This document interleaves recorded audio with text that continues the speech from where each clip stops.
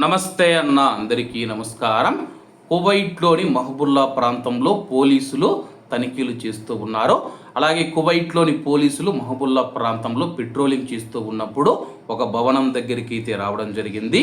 ఒక భవనం కింద అనుమానాస్పదంగా ఆగి ఉన్న కారును పోలీసులు గమనించారు.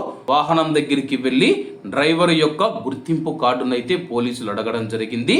అలాగే ఒక వ్యక్తి భయంతో మరియు స్పష్టమైన సమాధానాన్ని అయితే ఇవ్వలేకపోయాడు. దీంతో పోలీసులకు అనుమానం వచ్చింది. 30 ఏళ్ల యొక్క ఉద్యోగి నిరుద్యోగి అని చెప్పేసి భవనం కింద పార్కు చేయడానికి సరైన కారణమైతే అతను చెప్పలేకపోయాడు. ఎందుకు ఇక్కడ కారు పార్క్ చేసుకొని ఉన్నావంటే కానీ భవనంలోకి వాళ్ళు వెళ్ళారని చెప్పేసో, లేకపోతే నాకు ఇక్కడ పని ఉండి వచ్చానని చెప్పేసో సరైన సమాధానం ఇవ్వలేక తడబడుతూ ఉండడంతో అయితే పోలీసులకు అనుమానం వచ్చింది. అలాగే అతను పోలీసులు ఎక్కువగా ప్రశ్నించే కొద్దీ పారిపోయేందుకైతే ప్రయత్నించారు.